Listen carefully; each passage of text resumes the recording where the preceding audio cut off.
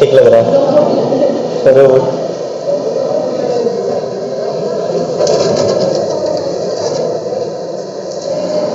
चलिए हम लोग एलएलएम में टेंशन इन अ रड को कंटिन्यू करें। और छोटा सा सब केस हमने देखा था उसमें कुछ केसेस कि जब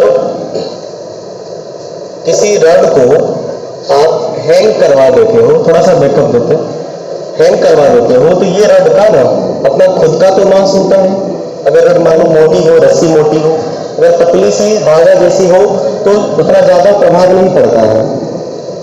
लेकिन अगर मान लो ये रड ज्यादा हो तो ये रड का ये वाला पार्ट, यहाँ वाला पार्ट, इस वाले हिस्से को, मान लो यहाँ पे रड का मॉलिक्यूल्स है, इस मॉलिक्यूल को रड का इतना वाला मास खींचता होगा। यहाँ पे टेंशन मान लो कुछ आया इसके मॉलिक्यूल में। अगर मान लो हम इस पॉइंट पे जो मॉलिक्यूल्स है उसकी बात करें तो इस मॉलिक्यूल को खींचने वाला रड का ज्यादा मास है ना, तो क्या सर यहाँ पे टेंशन सेम होगा? नहीं, अलग होगा ना, बिल्कुल। टेंशन जितना ज्यादा फोर्स लगोगे ज्यादा क्रिएट होगा। अगर हम यहाँ पे बात करें तो यहाँ पे मॉलिक्यूल जो होगा उसको तो इतना ज्यादा वाला मास खींच रहा है ना, तो टेंशन तो बिल्कुल स्वाभाविक है कि मास ज्यादा खींच रहा है तो ज्यादा अलग होना चाहिए। ज्यादा का सेंस भी आ रहा है तो सच में ज्यादा होता था, अलग टेंशन आना चाहिए। और अगर हम यहाँ पे टॉप वाले मॉलिक्यूल की बात करें, इस पे तो पूरा रड का मास एक्ट करता है, तो पूरा मैक्सिमम टेंशन टॉप पे होता था, देखा है आपने? क्लियर? तो ये चीजें पूरी चलती रहती है। और बॉटम में क्या होता है, बॉटम में कोई खींचने वाला है नहीं, इसलिए इस पार्ट का टेंशन अलग होता था। तो टेंशन का एक जनरल फॉर्मूला आता था कि अगर रड का मास दे रखा हो, लेंथ दे रखा हो, किसी भी लेंथ से, चाहे वो टॉप से हो या बॉटम से हो, तो हमें टेंशन निकालना हो तो उसका सीधा सा क्या होता था तरीका, आपको कुछ नहीं करना है, mg मास पर यूनिट लेंथ या 1 - x/l होता था। ये फॉर्मूला याद नहीं रखना है, तुम्हें एक्सप्रेशन से मालूम होगा कि मान लो तुम बोलोगे सर हमें इस पॉइंट पे जो मॉलिक्यूल में टेंशन लगा है वो बताइए। कोई बात नहीं, ये टॉप से मान लीजिए x है, अब बॉटम से भी मान सकते हैं। हमें मान लो नहीं फॉर्मूला पता, आपको बस एफबीडी आना चाहिए। तो बताइए इस पॉइंट पे जो मॉलिक्यूल है, इस मॉलिक्यूल पे कितना मास एक्ट करेगा? ये वाला मास एक्ट करेगा ना, मतलब इस पूरे रड का लेंथ अगर l है तो ये अगर x लेंथ है तो बचा हुआ लेंथ कितना, x - x। तो ये बचा हुआ जो लेंथ का मास है, यही मास ना इसमें टेंशन क्रिएट करेगा। तो बचा हुआ लेंथ का मास कैसे निकालें? कोई बात नहीं, आपको पता है कि टोटल लेंथ का मास कितना है, m। तो सीधी सी बात है, यूनिट ऑफ लेंथ का मास कितना होगा, m/l। आपको इतने लेंथ का मास चाहिए, इंटू कर दीजिए, यूनिट में मेथड नहीं। मान लो 10 मीटर का, मान लो यहाँ पे है तुम्हारा 10 मीटर का मास, मान लो 50 kg है, 1 मीटर का कितना होगा, 5 kg। आपके पास मान लीजिए 3 मीटर आया तो 3 मीटर का मास कितना होगा, 5 गुना 3 15 kg। तो वही हमने ये कहा कि l लेंथ का मास मान लो m किलोग्राम है, तो एक लेंथ का मास, 1 मीटर लेंथ का मास m/l किलोग्राम होगा। इसीलिए इतना लेंथ का मास l - x लेंथ का मास, तो m/l इंटू l - x। आपको ये जो मास है कितना एक्ट हो रहा है वो पता चल गया। अब आप एफबीडी बना लीजिए, इसको हम लोग क्या करते थोड़ा तोड़ देते हैं, तो पता चला कि ये टेंशन है, ये टेंशन आपको निकालना है। इस टेंशन पे कितना एक्ट हो रहा है, ये मान लो पॉइंट मास है ना, इस पे ये पूरा जो मास है, ये मास इसको खींच रहा होगा, समझ पाए? इसकी वजह से टेंशन का डायरेक्शन यहाँ पे इधर होगा, और ये रेस्ट में चल नहीं रहा है, गुड। तो यहाँ पे कितना हो गया इसका टेंशन, हाँ ये टेंशन ऊपर भी लगेगा, इसके ऊपर मॉलिक्यूल भी खींच रहे होंगे ना, नीचे वाला भी मॉलिक्यूल खींच रहा होगा। तो ये चीजें मान लो यहाँ पे T1 और यहाँ पे T2। नॉर्मल फॉर्मूला आता था टेंशन का, हम लोग देखते थे वहां पे कि सीधा T बराबर क्या होता था, फ्रॉम टॉप से। तो हम लोग यहाँ पे मान लेते हैं फ्रॉम टॉप से टेंशन, ये क्या होगा, सीधी सी बात है, इसका mg इंटू T, नहीं टेंशन बराबर mg, सीधी सी बात है, टेंशन बराबर mg। इस पे टेंशन कौन क्रिएट करेगा, इसको जितना मास खींच रहा है, तो T बराबर mg। तो m तो कौन सा वाला m रखिएगा, इस लेंथ का जितना मास है उतना ना, क्योंकि ये वाला लेंथ पे जो टेंशन लगेगा, बचे हुए लेंथ का जो मास है वो यूज करेंगे। तो बचा हुआ मास कितना, m/l l - x into g। ठीक, तो आप इसको जब डिवाइड करोगे तो l अंदर भेज दोगे तो क्या होगा, l - x/l इंटू g। अब जब इसको सेपरेट करोगे L by L minus x by L कर सकते हैं, एल एल खत्म, 1 हुआ तो m 1 minus x by l into g, normal formula हो गया। ठीक है, अगर आपको नहीं दिया हो तो कोई दिक्कत नहीं। क्लियर? ये चीजें हम लोग कल सीख चुके थे, कर भी चुके थे, इससे ज्यादा कोई दिक्कत नहीं है। आइए अब हम लोग क्या करते हैं, मोशन करवाते हैं। जब इस वर्टिकल रड में, मान लो एक रड है जो वर्टिकली हैंग है, अगर उसे फोर्स लगाए और एक्सीलरेशन आए तो टेंशन में प्रभाव तो पड़ेगा, आपके फोर्स लगने से तो थोड़ा चेंज होगा ना। हमें वो नई वाले टेंशन पता करनी है, उसका इक्वेशन बनाना है, सिंपल सी बात है। तो जो अगला टाइप होगा हमारा टेंशन इन रड का, टेंशन इन रड, रड मतलब मास वाला स्ट्रिंग, मास वाली रस्सी। इसको हम लोग अभी क्या करने वाले हैं, इसे ना हम लोग अभी फोर्स लगाएंगे इस पे, और एक मास दे दो। अच्छा हाँ, एक और केस करते हैं। अगर मान लो फोर्स वाला मामला, अगर मान लो ये रस्सी है और यहां पे एक मान लो मास लटका हुआ है, ठीक है, मान लो रस्सी का मास m1 और लेंथ l है और इसका मास मान लो m2 है, तो क्या आप हमें टेंशन बता सकते हैं जहां हम पूछे, बता सकते हैं? तो आप हमें पहले ये बताइए तो, फाइंड टेंशन, एक्सेलरेशन तो होना नहीं है, इक्विलिब्रियम में है, टेंशन टॉप पे, टेंशन मिड पॉइंट पे। ये सवाल दिए थे क्या आपको, करवाया था ब्लॉक वाला, ब्लॉक डाल के, हाँ, मिड पॉइंट पे। तीसरा बॉटम पे। देखो पिछले वाले सवाल में लास्ट में टेंशन जी, इस बार नहीं हो, खींचने वाला कोई है बस, इसलिए जीरो मत कर दीजिएगा, टेंशन बॉटम। फटाक से एक्सप्रेशन बस बनाना है और बताना है, ट्राई करिए।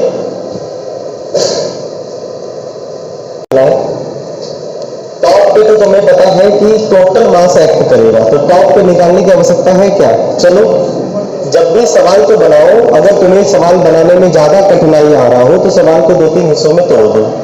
मतलब यहाँ पे टेंशन को 2-3 हिस्सों में तोड़ेंगे। हम क्या करेंगे कि ये जो रूफ है ना, इस रूफ से एक इमेजिनरी रस्सी मान लेंगे जिससे ये वाला रड लटक रहा है, कोई दिक्कत नहीं है ना। इसे छोटा थोड़ा, रड को छोटा कर दिया, कोई बात नहीं, समझ पाए। और इस रड से क्या है, मास रखा हुआ है m2 और इसका मास कितना है m1। टॉप पे जहां पे टेंशन पूछे वहां पे आपको ब्रेक कर देना है, क्लियर? तो यहाँ पे टेंशन पूछ रहा था ना, हटा दी, थोड़ा जूम कर दी, बोर्ड को देखिए बाबू। तो यहाँ पे टेंशन आपको पूछ रहा है, यही इक्विलिब्रियम है, तो यहाँ पे टोटल मास एक्ट होगा, टोटल मास होगा। तो इस सिस्टम का, ये एक सिस्टम हो गया ना सर, इस सिस्टम का मास कितना है m1 प्लस m2, वेट कितना होगा जी? क्या यही पूरा इसमें टेंशन क्रिएट करेगा? अगर हाँ तो यही रहेगा आपका आंसर। तो टी टॉप आ गया आपका m1 प्लस m2 इंटू जी। कितना आसान हो गया सोचना, बिल्कुल है ना, तब सस्ता और टिकाऊ। अगला मिड पॉइंट की बात कर रही है, सेम काम करेंगे। ये टॉप पे था ना, मिड पॉइंट पे कहा गया तो अलग कर दो मिड पॉइंट को, है ना। देखो ऊपर वाला मास समझो, अगर मिड पॉइंट पे तुमको कहा जाए तो मिड पॉइंट वाला, ऐसे भी तुम्हारे पास फॉर्मूला है, मिड पॉइंट पे क्या होगा, ये मिड पॉइंट वाली बात है। किसका, रस्सी पे पूछ रहा, मिड पॉइंट पे रस्सी में जो टेंशन होगा ना, है ना। तो अब क्या करना है तुम्हें, समझो बात को, ये l/2 लेंथ का रस्सी है, इसका मतलब इसके ऊपर ना एक l/2 का रस्सी है कि नहीं, मिड पॉइंट का अलग करिए ना सब, अलग करने के भी तरीके हैं, ऊपर का रहेगा ना। हमको ना यहाँ पे पता करना है, तो यहाँ पे आपको जुड़ा करना, मतलब जहां पे आपको पूछा वहां पे आप ब्रेक करो और बीच में एक रस्सी डालो, मतलब नीचे भी कुछ है ऊपर भी कुछ है। जहां पे आपको टेंशन पूछा जा रहा है वहां पे आपको दरार डालनी है ना, जहां पे टेंशन है। तो अच्छा बात टेंशन सिखाया गया तुम्हें। आइए दरार डालें। क्या ऊपर में कुछ था? यस सर था। क्या था सर? एक रस्सी थी और एक मास था। इसका कितना लेंथ है सर? L/2 रस्सी का है ना, रस्सी को छोटा कर दिए जगह के अभाव में। तो फिर बीच में आपने ब्रेक किया ना, तो बीच में रस्सी फिर से लगाइएगा ना सर, टेंशन वाली रस्सी। और फिर ये मास है कितना? L/2, क्योंकि ये आधा आधा हो गया ना। तो इसका डबल, अगर लेंथ आधा हुआ है तो क्या ये लेंथ पर यूनिट मास से निकालोगे क्या? सीधा L/2 मास आधा हुआ होगा। अगर यूनिफॉर्म मास डिस्ट्रीब्यूशन है तो मास तो आधा आधा टूट गया ना सर। क्लियर। अब तुमसे पूछी गई है कि इसमें बताइए टेंशन, तो टेंशन कहाँ पे? बॉटम में, यानी ये वाला टेंशन तुमसे पूछा जा रहा है, ये वाला टेंशन, क्योंकि इसमें दो टेंशन लगेगा। ये जो हिस्सा है ना, बीच वाला जो हिस्सा है, ये वाला जो हिस्सा है, इसमें इधर भी टेंशन लगेगा, जो कि अलग होगा, इधर भी टेंशन लगेगा। तो हमसे कौन सा टेंशन पूछा गया है? ये आपको, ये कौन सा था? टी टॉप था। इसको T1 मान लीजिए और इसको T2 मान लीजिए। और इसके नीचे कुछ है सर क्या? बिल्कुल, एक और मास है जिसका नाम M2 हुआ करता था। अब आपको ये या तो ये T1 पूछा गया होगा या तो ये T2 पूछा गया होगा। जो पूछा गया होगा कैसे बनाइए? हम जो पूछ रहे हैं ना, मिड पॉइंट पे टेंशन का मतलब हुआ कि यार ये पूछ रहे हैं हम आपसे T2, कोई बात नहीं। ऐसा T1 यहाँ पे अगर आप रस्सी लगाइएगा है ना, तो ये ब्लॉक होगा ना, तो मिड पॉइंट पे ये और ये दोनों में से कोई भी हो सकता है ना। ओ सॉरी, रस्सी वाला ना। हाँ, ये जो ये टेंशन है ये तो यहाँ वाला है T2 सर, ये टेंशन तो यहाँ वाला है। ठीक ठीक। हमसे पूछा गया है इस T1 को करो, इस T1 का एफबीडी बनाए। हमको तो इसका L/2 वाला का एफबीडी बनाना है ना। अब बताइए, जब आप इसका एफबीडी बनाइएगा, इक्वेशन क्या है? इक्विलिब्रियम में है ना, तो ये और ये बैलेंस हो गया ना, हाँ या ना? अच्छा, ये तो इस पे काम ही नहीं करेगा, T2 बस रहेगा, T2 सिर्फ रहेगा ना। यहाँ पे जब आप ब्रेक करोगे तो ये T2 रहेगा कि नहीं रहेगा? तो सॉरी, इसमें 3 टेंशन अलग लगेगा। हाँ अच्छा, इसके एक हिस्से ये हो गए L/2 वाला है ना, ये हिस्सा हो गया इसका, ये हमसे ये पूछा गया है। ठीक, तो ये जो खिंचाएगा नीचे हैंग होगा इसके मास की वजह से, जो भी रड है L/2 के मास की वजह से, और ये L/2 होगा है ना। और यहाँ पे एक टेंशन और लगेगा नीचे जो खींच रहा होगा, जो कि अलग होगा। यहाँ पे 2 टेंशन लगेगा सर, एक ऊपर की तरफ एक नीचे की तरफ। एक ही टेंशन कैसे एक्ट होगा? देखो, इसका तो एक तरीका तुम्हारे पास एक और है, सीधा x का वैल्यू L/2 कर दीजिए।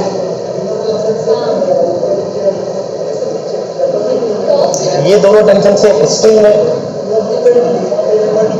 ये तो ठीक है, ये तो ठीक है, ये T1 ही होगा, T1 का वैल्यू तो फिक्स ही होगा।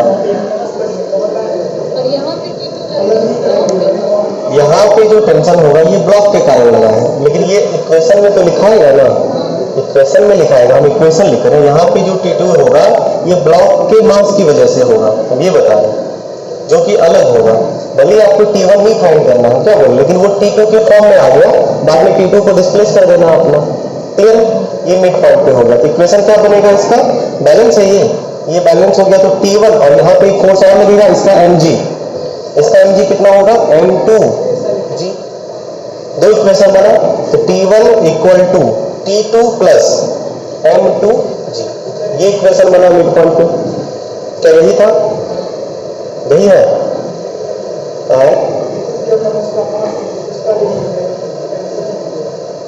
T2 के प्लेस पे, हाँ T2 के प्लेस पे तो थोड़ी करेगा। हाँ, अब जब T2 करेंगे तो फिर क्या आएगा?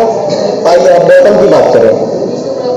ये जो T2 है वो बॉटम वाला टेंशन है ना, बिल्कुल। इसका इक्वेशन यहाँ से तुम्हें मिड पॉइंट भी आ गया, ये दूसरा वाले सवाल का आंसर होगा। तीसरा वाला सवाल देखो, तीसरे वाले सवाल में हमको बॉटम पे पूछा गया है नहीं, तो बॉटम को जरा ध्यान से देखो, यहाँ से इसे अलग करो, यहाँ पे अलग करो, यहाँ पे एक रस्सी लगाओ, दिख रहा है?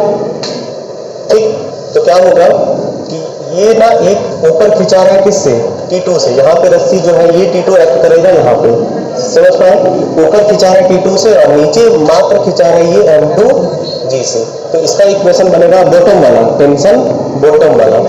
तो ये हो गया आपका M2G equal to T2, bottom पे आ गया। अब नेट एक्सेलरेशन वगैरह तो जीरो ही होगा, इक्वेशन ही बनेगा, वैल्यू दोगे, यही आंसर आया सबका। तो ये तोड़ तोड़ के करो, आसान होंगे सवाल। ठीक है, नोट कर लिया सबने? नोट कर लिया सबने? करिए। अब अगला सवाल कि मान लीजिए हमारे पास एक ब्लॉक है, ठीक है, M1 मास का, और इस ब्लॉक से एक ब्लॉक और बना है जो कि एक रड से, यानी मतलब इसका मास कुछ होगा, एक रड से ये बना हुआ है, मास इसका M2 है, ठीक।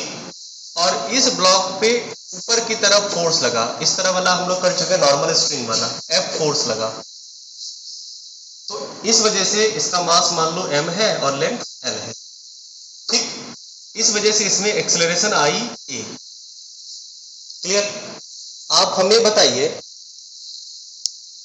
इसको फाइंड करना है, हम हिंट करेंगे, तुम्हें करना है, फाइंड करना है एक्सेलरेशन पूरे सिस्टम का, net pulling force by total mass, आसान है। दूसरा, टॉप पे कितना टेंशन होगा, मिड पॉइंट पे कितना टेंशन होगा, और बॉटम पे कितना टेंशन होगा, ठीक है। हम इसे हिंट कर रहे हैं, तुम्हें सॉल्व करना है।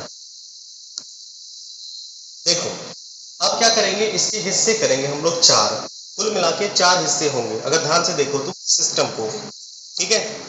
हम 4 हिस्से करने वाले हैं।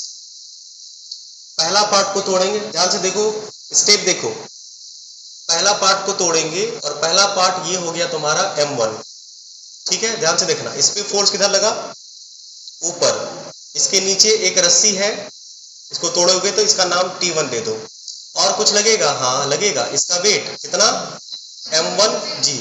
फिर भी एक्सेलरेशन किधर हो रहा है, बोर्ड को देखो प्लीज, फिर भी एक्सेलरेशन किधर हो रहा है, ऊपर। इक्वेशन क्या लिखाएगा, F minus T1 plus M1G equal to M1A बनेगा, कोई दिक्कत? पहला पार्ट खत्म।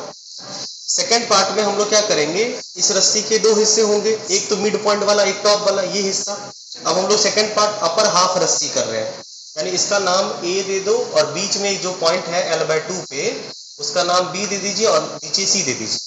तो अब हम लोग सेकेंड पार्ट में FBD बनाने वाले हैं, ठीक है, इसका AB का, AB रड का, AB रड का कितना लेंथ L/2, तो मास कितना M/2। अगर इसका लेंथ अगर L/2 हो गया तो मास भी तो हाफ हो गया होगा ना। तो इस सिस्टम का, ये जो सिस्टम है, इस सिस्टम का मास कितना हो गया सर, M/2।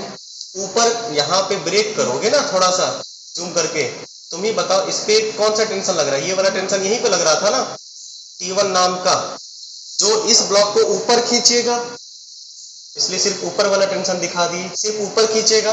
इस ब्लॉक को कौन खींच रहा है ऊपर, T1। क्या नीचे, इस ब्लॉक का जो नीचे है, देखो तो इस रस्सी पे एक टेंशन अलग वाली लगेगी ना, डिफरेंट वाली, नीचे मान लो नीचे खींच रहा होगा, नीचे कौन खींच रहा है, T2, और नीचे इसके खींचने का काम कौन करेगा, इसका मास, इसका खुद का मास, इसका मास कितना होगा M/2G। फिर भी ये ऊपर जा रहा है, इसका मतलब ये पावरफुल है ना। इसको इक्वेशन क्या लिखिएगा सर, इसका T1 minus T2 plus M/2G into M/2A। समझ पाए? दूसरा हिस्सा खत्म। तीसरा हिस्सा BC वाला part, free body diagram basic है एकदम। तो FBD हो जाएगा सर हमारा BC वाला पार्ट का। BC वाला पार्ट का देखो, यहाँ पे टेंशन क्या लग रहा है, इसे ऊपर खींच रहा है कौन सा, T2। इस ब्लॉक को, इसका भी मास कितना होगा सर, M/2 ही होगा। इस रस्सी का मास, इसका FBD बना रहे हैं, इसका भी मास M/2 ही होगा। वेरी गुड, L/2 लेंथ का। ऊपर कौन खींच रहा है इसे, T2। ये वाला टेंशन ऊपर खींच रहा होगा ना, जो कि यहाँ पे आया है लोअर एंड पे। नीचे इसे, इसके भी जो टेंशन लगेगा, ये खींच रहा होगा नीचे की तरफ, है ना। इसका नाम तो अलग होगा ना, वैल्यू अलग होगा, T3 दे दिए, और इसके खुद का मास इसे नीचे गिराने के लिए रिस्पॉन्सिबल होगा। कितना होगा सर, m/2 जी। फिर भी ये ऊपर जा रहा है, इक्वेशन क्या बन जाएगा, yes, T2 minus T3 plus m/2 जी बरोबर m/2 a। कोई दिक्कत नहीं। अब लास्ट थर्ड मास, रस्सी के दो हिस्से हो गए ना, जिस जिस पोजीशन पे आपको बोला उस पोजीशन पे कर लिए। और तीसरा हो गया कौन सा, m2 को ऊपर कौन खींच रहा है सर, ये T3 ना, T3 नीचे कौन खींच रहा है, टेंशन है नीचे इसका क्या, नहीं, बस वेट है। वेट क्या है, m2 जी। बस इक्वेशन फिर भी एक्सप्रेशन किधर हो रहा है, ऊपर। तो बताइए T2 माइनस m2g बराबर m2a। इक्वेशन 4 बना आपका, इक्वेशन 3, इक्वेशन 1 और इक्वेशन 2। 1 2 3 4 को प्लस करिएगा तो पता है a आएगा, लेकिन बिना इसे किए भी a निकाल सकते थे ना, net pulling force by total force. भाई ए नेट बराबर net pulling force by total mass, mass total. बताइए नेट पुलिंग फोर्स F है, total mass m1 plus m plus m2, क्या यही है। आप इसको सॉल्व कर लीजिएगा चारों इक्वेशन को, ए यही आएगा। लेकिन हाँ, अब अगर टेंशन बीच वाला निकालना होगा कि सर हमें ये बताओ, इसका टेंशन बताओ, तो आपको एफबीडी ही चाहिए ना। ये T1 T2 सब्स्टिट्यूट कर दोगे, यहाँ से देखो ना, यहाँ से सीधा सीधा T2 आया है ना, T2 यहाँ पे सब्स्टिट्यूट कर दीजिएगा तो सीधा आपको ए पता चल गया, T1 आ जाएगा। इसका कोई फॉर्मूला बना के अलग से याद नहीं रखना है बाबू, कहीं भी कर सकते हो आप, कहीं से निकाल सकते हो। मैकेनिज्म समझ में आया, ऐसा नीचे ना, हाँ सॉरी ये T3 होगा, T3 गुड। अब ठीक है, समझ पाए, क्लियर, इसको नोट कर लीजिए। और अब हम आपको एक इसी से मिलता जुलता सवाल देते हैं प्रैक्टिस के लिए, इसको नोट करिए, हम एक होमवर्क देते हैं, इसको नोट कर लीजिएगा। और एक सवाल आपका होमवर्क रहेगा, इसी से मिलता जुलता सवाल। m1 फोर्स ऊपर ही लगेगा और इससे एक रड बंधी है जिसका मास m2 है, रड का अपना खुद का कुछ न कुछ मास होगा, मास m, लेंथ l, ठीक है।